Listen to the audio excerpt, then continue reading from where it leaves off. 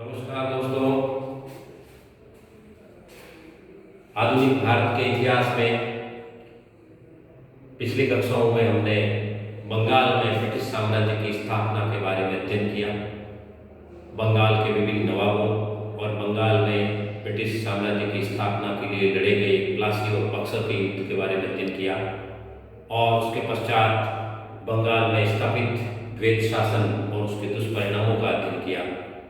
इसी कड़ी में आगे हम देखते हैं कि अंग्रेज हैं वो बंगाल के पश्चात मैसूर राज्य के ऊपर अपना आधिपत्य स्थापित करते हैं।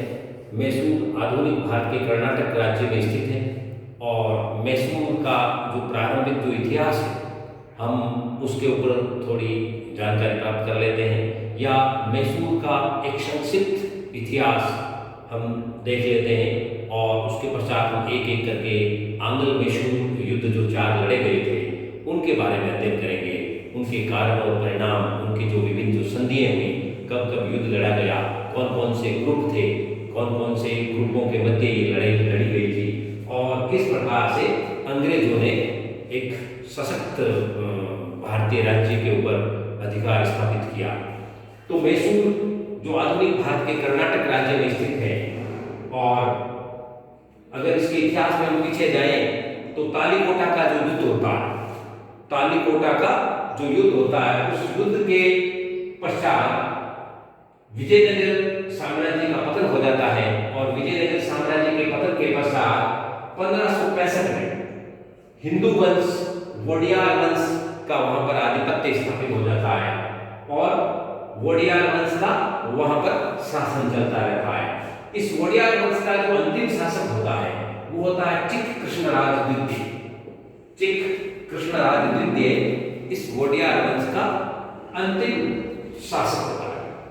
इस चिक कृष्णराज के समय ही उसका जो मंत्री और उसका जो सेनापति है देवराज और नंजराज, ये 2 व्यक्ति होते हैं, देवराज और नंजराज। ये दोनों सत्ता की समस्त शक्तियां हैं वो अपने हाथ में ले लेते हैं और एक प्रकार से जो कर्नाटक या मैसूर राज्य की जो सत्ता है वो एक तरह से इन 2 भाइयों के हाथों में केंद्रित हो जाती है, देवराज और नंजराज। और लेकिन ये जो मैसूर का जो इलाका है वो पेशवा और निजाम इन 2 के मध्य संघर्ष स्थली बना हुआ होता है। पेशवा इसके ऊपर अधिकार स्थापित करना चाहता है और निजाम है वो इसको मुगल प्रांत मान करके इसके ऊपर अपना आधिपत्य मानता है। इसलिए पेशवा और निजाम के मध्य ये संघर्ष होता है। लेकिन आगे जाके हम देखते हैं कि इसी समय हैदर अली का उत्थान होता है, हैदर अली का प्राकट्य होता है। हैदर अली जो कि 1760 में एक सैनिक के रूप में अपने जीवन शुरू करता है और डिंडीगुल में वो एक कारखाना स्थापित करता है हथियारों का और वहीं से फ्रांसीसियों की मदद से हैदर अली है वो देवराज और नंजाराज दोनों भाइयों को परास्त करता हुआ मैसूर के ऊपर आधिपत्य स्थापित कर लेता है। इस प्रकार हैदर अली का आगमन होता है। हैदर अली 1760 से 1782 तक इसका समय माना गया है। हैदर अली चूंकि हमने अभी अध्ययन किया कि मैसूर है वो पेशवा और निजाम का रणस्थली बना हुआ था, लेकिन यहाँ हैदर है वो निजाम और मराठों दोनों से लड़ाई लड़ता है और आगे जाकर के निजाम और फ्रांसीसियों से मिलकर के ये अंग्रेजों से भी लड़ाई लड़ता है। लेकिन इसी समय जो पानीपत का तृतीय युद्ध होता है उस पानीपत के तृतीय युद्ध में मराठों का अंत हो जाता है, पेशवाओं का अंत हो जाता है और निजाम को परास्त करके निजाम को साथ में मिला के फ्रांसीसियों की मदद से हैदर है वो अंग्रेजों से लोहा लेता है, क्योंकि अंग्रेज इस समय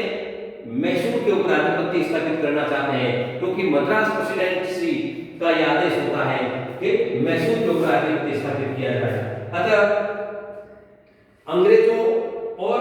मैसूर के शासकों के मध्य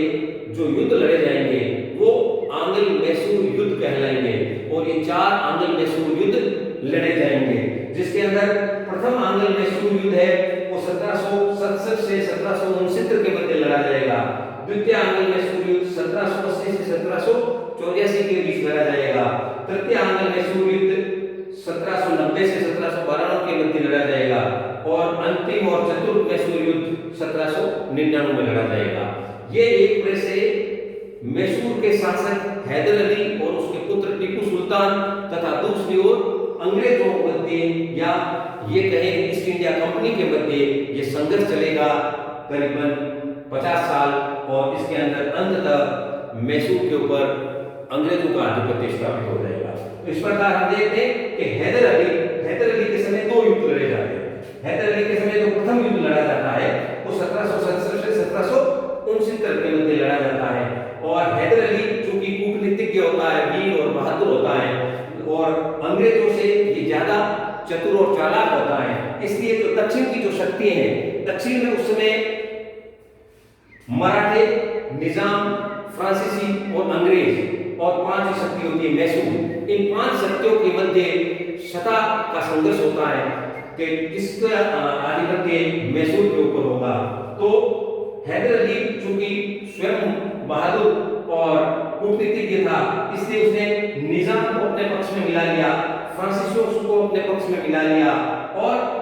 जो पेशवा है वो एक तरह से पानीपत के तृतीय युद्ध में कमजोर हो चुके थे, परास्त हो चुके थे, उनके साथ संधि करके उसने जो दक्षिण भारत की जो समस्त शक्तियां थी उनको अपने आप मित्र बना लिया और अंग्रेजों को अकेला छोड़ दिया। इस प्रकार से जो प्रथम आंग्ल मैसूर युद्ध लड़ा जाएगा उसमें पलड़ा हैदर अली का भारी रहेगा और हैदर अली अंग्रेजों को परास्त करता है और 1769 में अंग्रेजों को हैदर अली के साथ अपमानजनक मद्रास की संधि करनी पड़ती है, जिसके तहत अंग्रेजों को टीपू सुल्तान की शर्तों के अनुसार आत्मसमर्पण करना पड़ता है और समस्त जो विजित प्रांत है वो उसको लौटाना पड़ता है तथा युद्ध का हर्जाना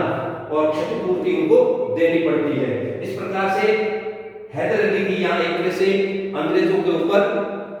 बड़ी जीत थी और मद्रास की संधि के तहत उसने अंग्रेजों को ये साबित करवा दिया कि दक्षिण में मैसूर का मुकाबला करने की शक्ति अभी तक अंग्रेजों में नहीं है। 1769 में मद्रास की संधि के द्वारा एक तरह से युद्ध विराम हो जाता है और दूसरा युद्ध की तैयारी के लिए ये युद्ध विराम होता है और 1780 और 1784 के मध्य अंग्रेजों और हैदर अली के मध्य दूसरा युद्ध लड़ा जाता है, आंग्ल मैसूर युद्ध, द्वितीय आंग्ल मैसूर युद्ध। लेकिन इसी समय अंग्रेज, निजाम और मराठों को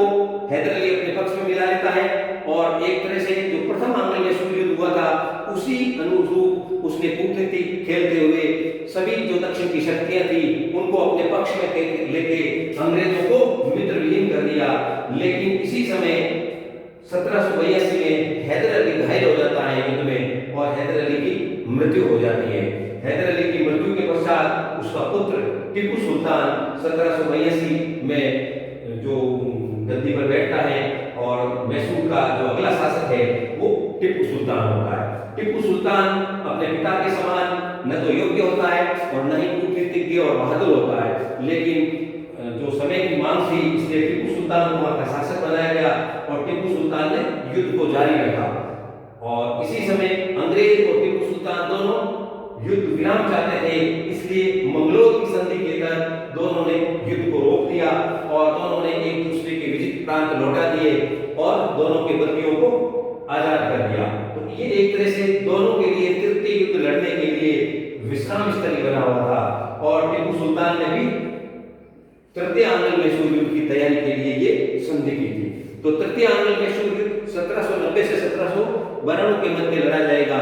और इसी युद्ध में टीपू है वो अंग्रेजों से पूरी तरह से परास्त होता है और टीपू को आत्मसमर्पण करना पड़ता है। टीपू के दोनों पुत्रों को बंदी बना लिया जाता है और टीपू को श्रीरंगपट्टम की संधि करनी पड़ती है, जिसके तहत टीपू सुल्तान को अपना आधा राज्य अंग्रेजों को देना पड़ता है और युद्ध की क्षतिपूर्ति जब तक नहीं देगा तब तक उसके दोनों पुत्र हैं वो अंग्रेजों के बंदी रहेंगे। इस प्रकार से टीपू सुल्तान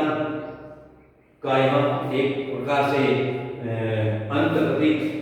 नजर आता है और जो चतुर्थ आंग्ल मैसूर युद्ध है वो 1799 में लड़ा जाएगा। वो अंतिम आंग्ल मैसूर युद्ध होगा। 1799 में युद्ध करते हुए टीपू सुल्तान है वो वीर गति को प्राप्त होता है और इस प्रकार से मद्रास राज्य का अंत हो जाता है। मद्रास राज्य जो कि अंग्रेज, मराठे और ये जो निजाम है, ये तीनों मिलकर के उसको बांट लेते हैं और जो उसका मैसूर का जो प्राचीन जो वडियार वंश है, इसके किसी एक बालक को वहां का शासक बना दिया जाता है। इस प्रकार से मैसूर राज्य का अंत होता है, जिसके ऊपर अंग्रेज है एक तरह की सहायक संधि स्थापित कर देते हैं और मैसूर अंग्रेजों का एक भाग बन जाता है। अगली क्लास में हम एक एक करके इन चारों युद्धों का वर्णन करेंगे। चारों युद्धों की क्या परिस्थितियां थी, क्या समय था, कौन कौन सी शक्तियां थी, कौन कौन सी संधियां हुई, संधियों की क्या शर्तें थी, उसके बारे में हम इसका डिटेल में अध्ययन करेंगे। क्योंकि परीक्षाओं में आंग्ल मैसूर युद्ध के ऊपर एक बड़ा क्वेश्चन पूछा जाता है कि आंग्ल मैसूर युद्ध के कारण और परिणामों की विवेचना करें।